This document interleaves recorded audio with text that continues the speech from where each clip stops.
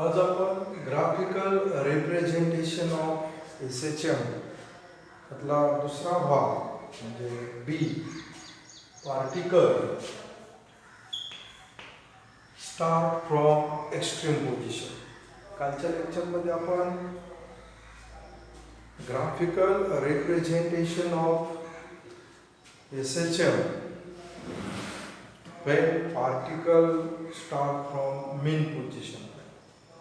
आज आपण when the particle is starting from extreme position. When particle start from extreme position, then the angle phi is 90 degree or pi by 2 radian.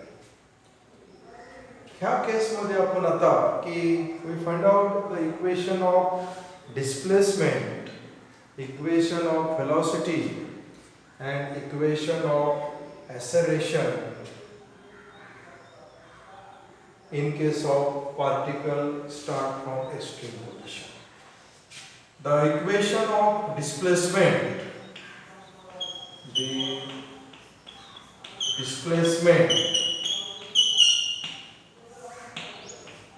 x is given by x is equal to a cos omega t.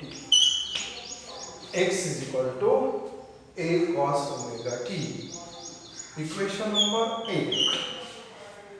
हे equation आहे जर particle हा extreme position पासून start होणार असेल, सुरुवात होणार असताना त्याची, तर डिस्प्लेसमेंटचं एक इक्वेशन असतं x is equal to a cos omega t.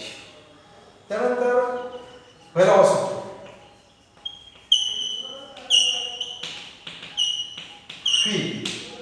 velocity v is equal to displacement upon time, म्हणजेच d upon dt a cos omega t. Or therefore v is equal to a as it is omega constant, cos चा derivative minus sine minus a omega sin omega t. से equation number 2.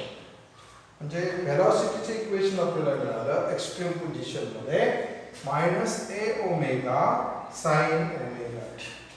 Similarly, the acceleration in extreme position, that is a is equal to dv upon dt. This is equal to d upon dt minus a omega sin omega. Therefore, acceleration is equal to a omega. Omega जर परत साधारण घेतलं तर येईल minus a omega into omega omega square साइनचं cos म्हणजे minus a omega square cos omega. Equation number equation 1 हे displacement दाखवतं simple harmonic motion मधलं. इक्वेशन 2 हे वेलोसिटी दाखवतं आणि इक्वेशन 3 हे ऍक्सेलरेशन दाखवतं इन सिंपल हार्मोनिक मोशन. हे झाल्यानंतर पुढला भाग म्हणजे आपल्याला टेबल तयार करायचं.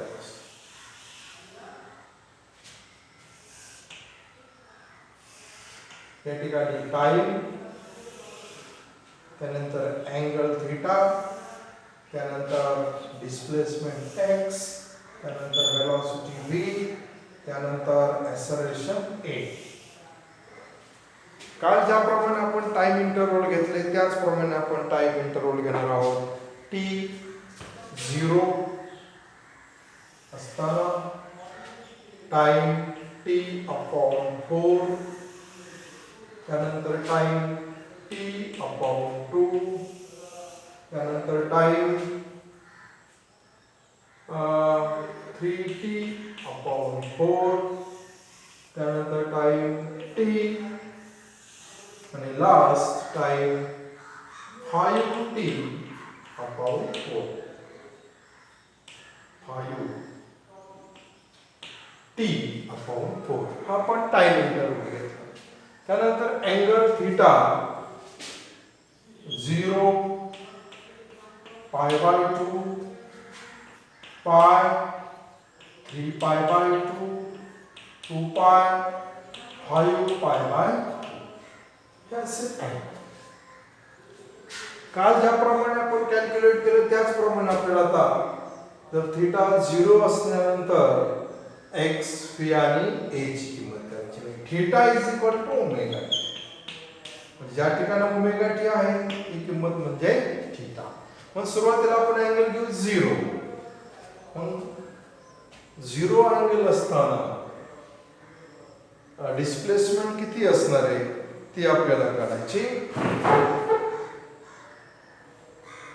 सेम फॉर्म्युला आपण ह्यासाठी आपण वापर करणार आहोत की टाइम 0 असताना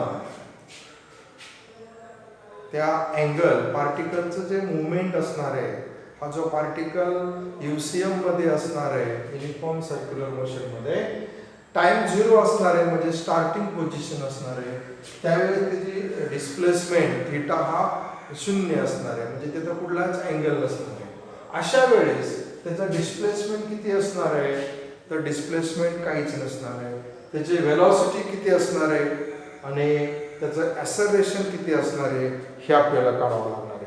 मग ॲट एक्स्ट्रीम पोझिशन आपण इक्वेशनचा वापर करू की थीटाची किंमत आपल्याला सुरुवातीला 0 टाकायची म्हणजे this omega t is equal to 0, cos 0 1 येईल म्हणजे x is equal to a. म्हणजे या ठिकाणी आपल्याला डिस्प्लेसमेंट येईल. त्यानंतर व्हेलॉसिटी sin 0 0 असेल म्हणजे पूर्ण टर्म हा ओमेगा टी 0 ठेवला तर sin 0 0 असेल तर व्हेलॉसिटी काय येईल 0 असेल. ॲसेलरेशन आपल्याला काढायची या ठिकाणी. ओमेगा टी आपण जर 0 ठेवला या ठिकाणी तर cos 0 1 येईल म्हणजे ॲसेलरेशन आपल्याला मिळणार आहे -a ओमेगा स्क्वेअर.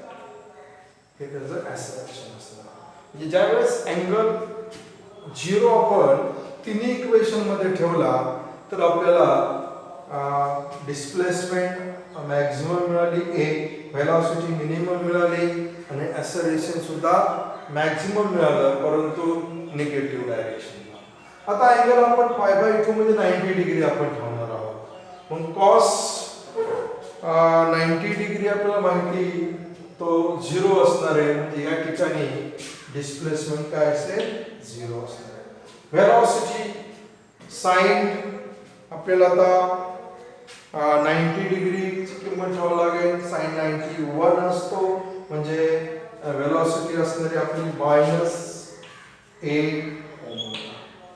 cos 0 इतर राहील cos 90 0 असतो म्हणजे पूर्ण टर्म काय असणार आहे 0 असणार.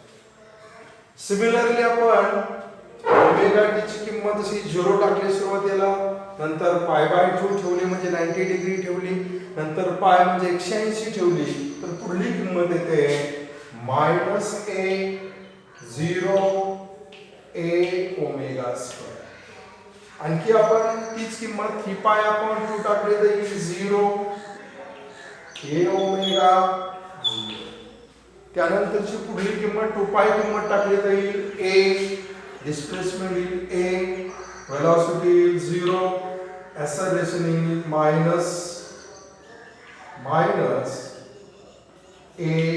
Omega square a omega square. आणि शेवटला ज्यावेळेस अँगल आपण 5π/2 टाकू त्यावेळेस डिस्प्लेसमेंट असेल 0, व्हेलॉसिटी असेल a ओमेगा आणि ॲसेलरेशन असेल 0. म्हणजे अशा प्रकारे आपण इक्वेशन 1 इक्वेशन 2 आणि इक्वेशन 3 च्या सहाय्याने हा टेबल तयार करून घेतो. आणि या टेबलचा वापर करून आपण ग्राफ काढणार आहोत किंवा त्याचं ग्राफिकल रिप्रेझेंटेशन पाहणार आहोत. Velocity with time, displacement with time and acceleration with time.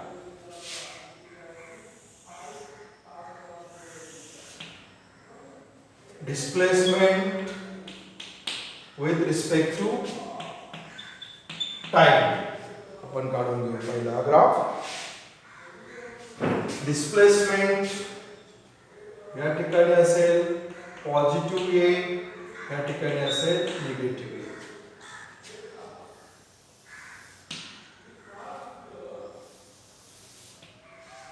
त्यानंतर टाइम इंटरवल आपण घेऊया.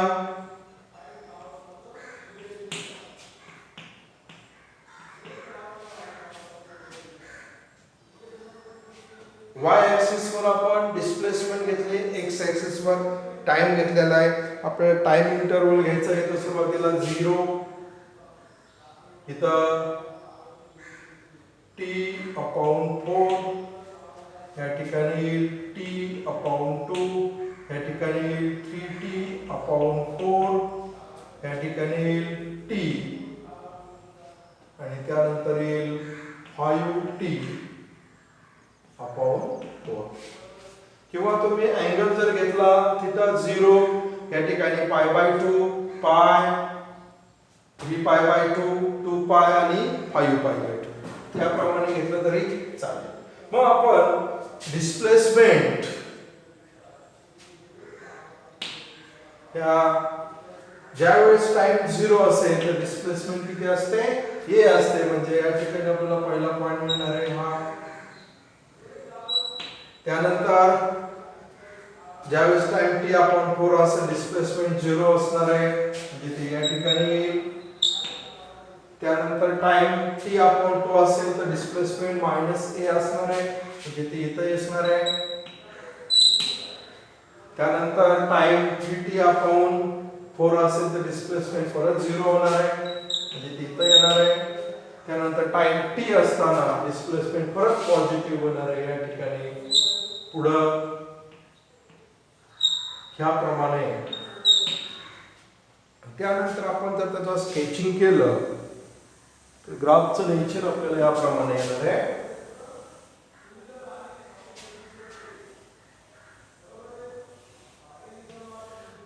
हे जे पॉइंट आपण जोडून घेतले तर अशा प्रकारे आपल्याला ग्राफिकल रिप्रेझेंटेशन असणार आहे.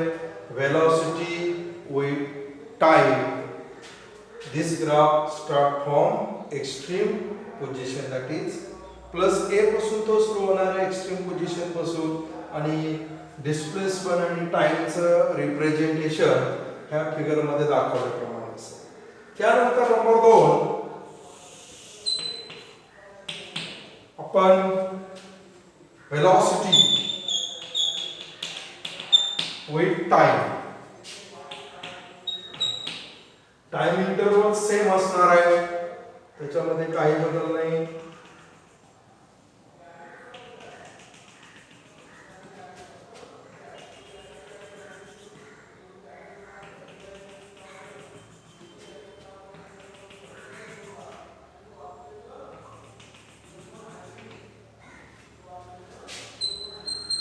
या ठिकाणी असणार आहे a ओमेगा, या ठिकाणी असणार आहे -a ओमेगा.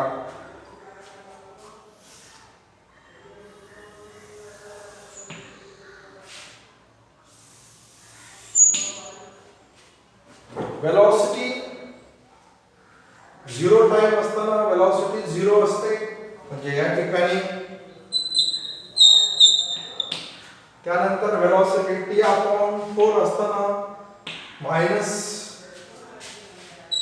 -a ओमेगा, त्यानंतर 0, त्यानंतर प्लस, नंतर 0, नंतर मायनस, त्यानंतर 0. अशा प्रकारे हे आपण जोडून घेऊ.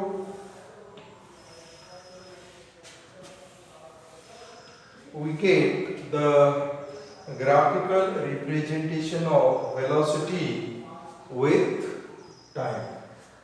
आणि शेवटी acceleration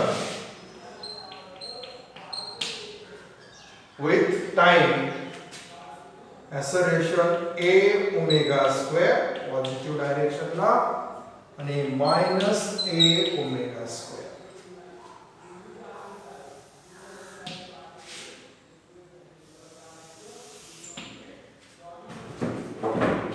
मग आपण पाहूया की टाइम 0 असताना acceleration हे निगेटिव्ह आहे, म्हणजे पहिला पॉइंट आपल्याला या ठिकाणी मिळाला. दुसरा पॉइंट आपल्याला acceleration 0 होत आहे म्हणजे या ठिकाणी मेन पोझिशनला. त्यानंतर पॉझिटिव्ह या ठिकाणी, त्यानंतर 0, त्यानंतर निगेटिव्ह, त्यानंतर 0, त्यानंतर पॉझिटिव्ह. जर आपण हे पॉइंट जोडून घेतले आपल्याला ग्राफचं नेचर मिळतं.